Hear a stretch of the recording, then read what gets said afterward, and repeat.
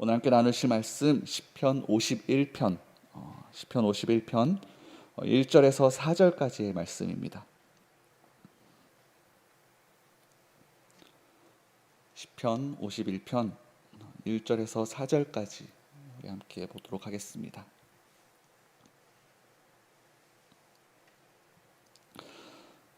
우리 함께 한 목소리로 합독합니다. 하나님이여, 주의 인자를 따라 내게 은혜를 베푸시며 주의 많은 긍휼을 따라 내 죄악을 지워주소서. 나의 죄악을 맑게 씻으시며 나의 죄악을 깨끗이 제하소서. 물은 나는 내 죄가를 아오니 내 죄가 항상 내 앞에 있나이다. 내가 주께만 범죄하여 주의 목전에 악을 행하였사오니 주께서 말씀하실 때에 의로우시다고 주께서 심판하실 때에 순전하시다 하리이다. 아멘. 여러분들께서는 자신의 죄악 때문에 하나님 앞에서 가슴을 치며 애통해 보신 그 마지막 경험이 언제이십니까? 요즘 한창 이 유명인들의 학교 폭력에 대한 어떤 고발들이 계속 이어지면서 그 사람들의 이제 옛 잘못들이 속속히 드러나고 있는데, 그런데 우리는 그렇게 남의 죄악에 대해서는 쉽게 흥분하고 정죄하지만 자신의 죄악에 대해서는, 특히 드러나지 않은 죄에 대해서는 그것을 심각하게 받아들이지 않는 그런 모습이 우리 가운데 종종 있습니다. 드러나지 않으면은 크게 문제가 없다라는 마음이 우리 가운데 있다라는 것이죠. 그랬을 때 그런 숨겨진 나의 죄 때문에 하나님 앞에 나와서 거룩하신 하나님 앞에 나의 가슴을 치며 그렇게 울면서 애통해 본 우리의 마지막 경험이 언제인가 한번 떠올려 보셨으면 좋겠는데, 우리는 예수 그리스도 안에서 새 생명을 얻은 의인들입니다. 그래서 우리는 이제 거듭나기 전 내가 하나님을 부인하고 거절했던 그 모든 죄에 대해서는 예수님의 그 십자가의 공로를 우리가 받아들임으로, 예수님을 믿음으로 말미암아 완전히 제하여졌습니다. 로마서 8장의 말씀대로 예수 그리스도 안에 있는 자에게는 결코 정죄함이 없게 되는데, 그 이유는 그분 안에 있는 생명의 그 성령의 법이 우리를 죄와 사망의 법에서부터 해방하였기 때문입니다. 그렇지만 우리는 하나님의 자녀로 그렇게 거듭났을지라도 곧바로 주님을 믿는 그 순간 이 세상에서 완벽한 삶을 살아갈 수는 없습니다. 주님을 만난 이후에도 그렇게 누구보다 완벽한 삶을 살았던 이 사도 바울조차도 죄악된 육신에서 그렇게 계속해서 벗어나고자 우리 몸의 속량을 기다린다라고 말했을 정도로, 즉 우리의 육신이 죽게 되는 그 순간까지 우리 안에서 계속해서 꿈틀거리는 그 죄의 욕망과 육신의 그 죄성과 우리는 계속해서 싸워야 한다라는 것이죠. 예레미야 17장의 말씀대로 만물보다 거짓되고 심히 부패한 것이 우리 인간의 마음이라는 것입니다. 그래서 우리는 계속해서 그것과 싸워야 되는데, 오늘 우리가 읽은 본문은 자신의 죄악 때문에 하나님 앞에 온전한 마음을 다해, 온 마음을 다해서 처절한 심정으로 회개한 한 사람의 내용입니다. 그 사람은 우리가 잘 알고 있는 대로 이스라엘의 가장 위대한 왕이었던 다윗이라는 인물인데, 오늘 성경에 소제목에도 잘 나와 있듯이 본문의 내용은, 배경이 되는 내용은 사무엘하 11장에 보면은 다윗 왕이 요압과 부하들로 구성된 이 온 이스라엘 군대를 암몬 자손과 싸우게 하기 위하여 랍바성으로 보내서 이제 전쟁을 하게 됩니다. 그런데 정작 다윗 왕 자신은 예루살렘에 그대로 남아 있었습니다. 그러면서 저녁쯤에 침상에서 일어나 왕궁의 옥상을 거닐 때에 둘러보다가 한 여인이 목욕하고 있는 것을 이제 발견을 합니다. 그랬을 때 너무나도 그가 보기에 심히 아름다워 보였는데, 그때 그 순간 사탄이 재빠르게 틈을 타서 그 다윗의 마음에 음욕을 품게 만듭니다.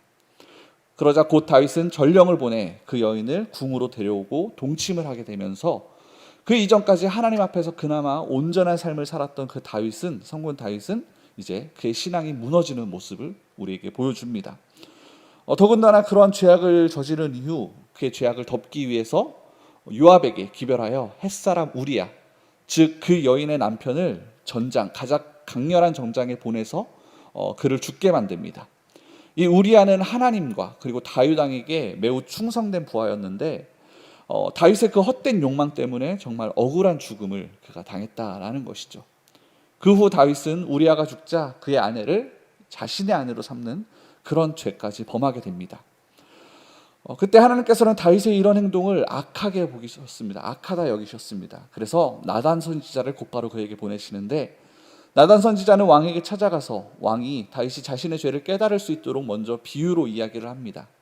한 부자가, 한 성읍에 사는 소가 심이 많고 양이 많은 어떤 부자가 자신의 집에 손님이 찾아왔을 때 그 부자는 어떤 가난한 사람의 전 재산이었던 작은 암양 새끼 한 마리를 빼앗아다가 이 손님을 대접했다라는 그런 이야기를 다윗에게 들려줍니다. 이 이야기를 듣는 순간까지도 다윗은 그 비유가 자기 얘기인 줄을 전혀 모르고 있었습니다. 여기에서 우리는 다윗의 양심이 얼마나 마비되었는지를 우리가 볼 수 있는데, 나단 선지자가 갑자기 찾아와서 이런 생뚱맞은 이야기를 했을 때, 그런 말을 들었을 때 곧바로 자신의 모습을 돌아보고 자신의 죄악을 떠올릴 수 있을 법도 한데, 그의 헛된 욕망 때문에, 그렇게 마비된 양심 때문에 다윗은 자신의 모습을 전혀 돌아볼 수가 없었습니다. 그래서 참다 못한 나단 선지자가 바로 당신이 그 사람이다 라며 직설적으로 이야기하게 됩니다. 그 순간 이스라엘 왕 다윗이 하나님 앞에 꼬꾸라지고 맙니다. 그 공의의 하나님 앞에서 자신의 죄, 그 추악한 죄가 그렇게 낱낱이 드러난다는 것을 그가 보았을 때 그는 이제 도저히 견딜 수가 없었습니다.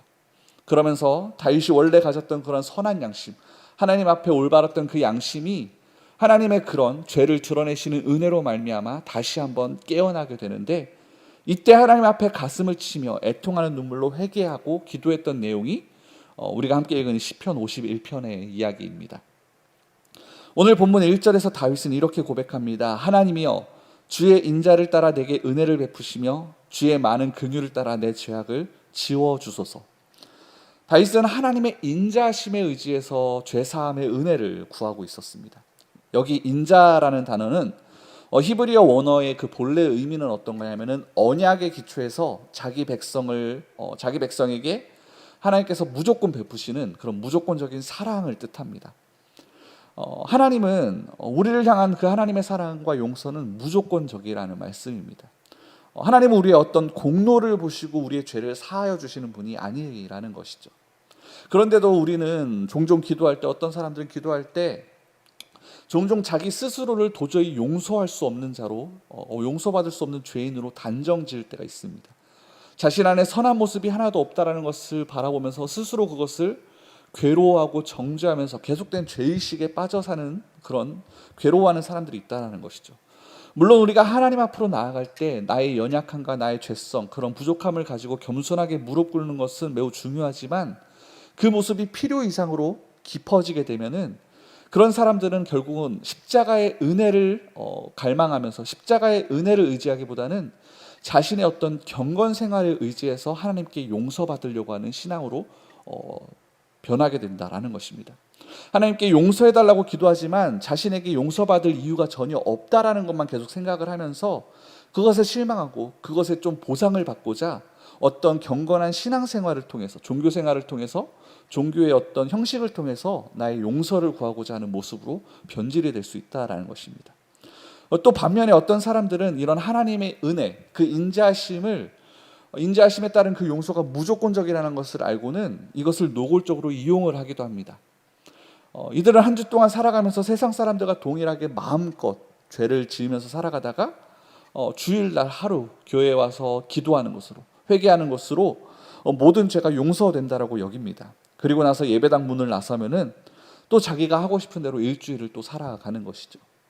이런 사람들은 그리스도의 십자가를 그냥 나의 죄를 지워주는 어떤 지우개로, 나의 죄를 청소해주는 어떤 청소기 정도로만 여긴다라는 것입니다. 정말 어리석은 모습이죠. 그들은 하나님의 그 놀라운 구원의 은혜를 그냥 나의 죄를 없애줌으로써 어떤 나에게 종교적 위안을 가져다주는 수단으로만 생각하는 것입니다. 하나님의 사랑과 용서가 무조건적임을 알고 그것을 이용한다라는 것이죠. 이런 사람들은 진정한 의미에서 결코 구원받은 자라고 할 수가 없습니다. 그래서 우리는 하나님의 자녀로서 죄사함을 얻은 태도를 우리가 분명하게 해야 된다라는 것입니다. 지나친 죄의식에 빠져서 그 십자가에서 비롯된 죄사함의 은혜를 우리가 의지하지 못하는 것도 문제이고, 하나님의 무조건적인 용서를 이용해서 나의 욕망대로 마음껏 죄를 지으면서 살아가는 것도 큰 문제입니다. 우리가 이러한 양극단을 피해야 되는데, 그러기 위해서는 무엇보다 우리가 하나님의 자녀라는 의식을 강하게 가져야 한다라는 것이죠. 하나님과 깊은 관계가 있다는 사실을 우리가 계속해서 깨달아야 된다라는 것입니다. 오늘 본문에서 다윗은 성숙한 신앙인으로서 그런 자신의 철없는 행동에 대해서, 자신이 저지른 죄악에 대해서 하나님 앞에서 철저하게 회개를 합니다. 그래서 본문 4절을 보면은 내가 주께만 범죄하여 주의 목전에 악을 행하였사오니 라는 표현이 나오는데, 내가 주께만 범죄하여, 우리가 이 표현에 좀 주목을 해야 될 것 같습니다. 이 고백은 우리가 보기에 좀 이상한 고백입니다. 왜냐하면 다윗은 하나님께만 범죄한 것이 아니라 우리아에게도, 그리고 그의 아내 바세바에게도, 더 나아가 왕을 따랐던 그 백성들에게도 범죄했기 때문이라는 것이죠. 그런데도 다윗은 주님께만 범죄하였다라고 오늘 고백을 합니다. 이 구절의 히브리어 원문을 직역을 하면은 당신께, 오직 당신께만 제가 죄를 저질렀습니다 라고 우리가 번역을 할 수 있는데, 이 표현은 사람이 짓는 그 어떤 범죄이든 하나님과의 관계를 깨뜨리는 것을 의미하는 히브리인들의 어떤 사고에서 비롯된 표현입니다. 그러니까 히브리인들의 어떤 특별한 고백인데, 다시 말하면은 다윗은 사람에게도 죄를 저질렀지만 그것을 결국 하나님께 더욱 범죄하게 되었다라는 것을 강조함으로써 내가 지금 주님과의 올바른 관계에서 벗어나 있다라는 것을 뜻하는 이제 구절입니다. 저는 이 말씀을 묵상하는 중에 놀라운 진리를 발견하게 됐는데, 우리는 흔히 하나님과 사람을 분리해서 하나님께 짓는 죄가 따로 있고 그리고 사람에게 짓는 죄가 따로 있다라고 여길 때가 있습니다. 그래서 어떤 사람들은 형제 자매를 정죄하고 그들에게 잘못을 저질렀음에도 아무렇지 않게 하나님께 예배하고 기도하는 모습을 보입니다. 하나님께는 내가 아무런 죄를 저지르지 않았다라고 생각하는 것이죠. 또 어떤 사람들은 하나님께만 죄를 저질렀다라고 생각을 하면서 사람들에게는 전혀 용서를 구하지 않고 또 아무 일 없던 것처럼 살아가기도 합니다. 그런데 우리는 이 두 가지 모두가 잘못되었다는 사실을 깨달아야 합니다. 요셉은 보디발의 아내가 유혹을 했을 때 내가 어찌 이 큰 악을 행하여 하나님께 죄를 지으리까라고 말하면서 그 자리를 피했습니다. 그러니까 하나님의 사람 요셉은 보디발의 아내와 동침하는 것이 곧 사람에게 죄를 지음과 동시에 결국 하나님께 죄를 범하는 것으로 이해를 했다라는 것이죠. 마찬가지로 다윗도 그러한 사실을 이제 분명히 깨달았습니다. 다윗 자신이 사람에게 범죄하면 할수록 결국 하나님께 범죄한다는 사실을 그가 인식을 했다라는 것이죠. 마비된 신앙의 양심이 깨어나고 보니 자신이 저지른 모든 죄악이 결국 하나님과 직결된다는 교훈을 그가 철저하게 알게 되었다라는 것입니다. 성도 여러분, 우리가 다른 성도에게, 다른 이에게 죄를 저지르는 모든 잘못이 곧 하나님과 직결된다는 사실을 우리가 깨달아야 합니다. 하나님께 따로, 사람에게 따로 죄를 저지르는 것이 아니라 우리가 저지르는 모든 죄는 하나님과 연결이 되어져 있습니다. 남에게 죄를 짓는 그 순간 자신이 하나님께 죄를 짓고 있다는 사실을 우리가 기억을 해야 됩니다. 이 사실을 분명히 인식하고 있으면 우리가 하는 모든 생각과 말과 행동은 완전히 달라질 수밖에 없게 된다라는 것이죠. 골로새서 3장 23절의 말씀대로 무슨 일을 하든 마음을 다하여 주께 하듯 하라라는 말씀이 바로 그 의미입니다. 그 말씀을 우리가 기억할 수 있었으면 좋겠습니다. 무슨 일을 하든 주께 하듯 우리가 해야 될 줄 믿습니다.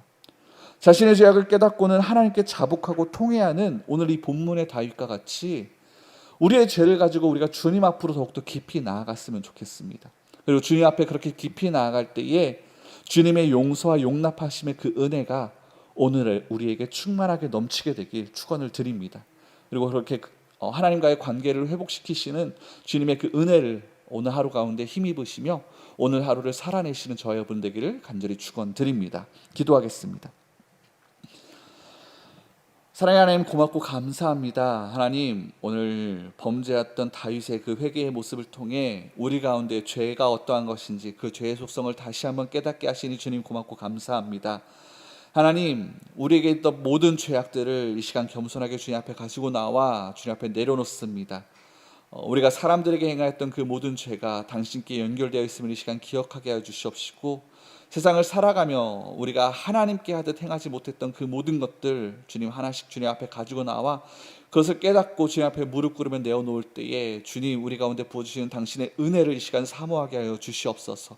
우리를 용서하시고 다시 한번 용납하시며 하나님 나라 백성으로서 살아갈 수 있도록 힘주시는 주님의 도우심의 손길을 이 시간 갈망하게 하여 주시옵시고, 구하고 기도하며 무릎 꿇을 때에 그렇게 일하시는, 그렇게 우리를 붙잡으시는 주님의 강한 오른손을 이 시간 경험하는 오늘 하루 되어질 수 있도록 성령이시여 은혜를 더하여 주시옵소서. 그래야 다시 한번 회개함으로 당신과의 회복된 그 관계를 통해 이 땅을 하나님 나라 백성으로서 살아가게 하여 주시옵시고, 그 안에서 죄로부터 모든 그 정죄함으로부터 모든 자유함으로 말미암아 이 땅을 기쁨과 아버지 감사함으로 살아갈 수 있는 우리 모두 되어질 수 있도록 은혜 더하여 주시옵소서.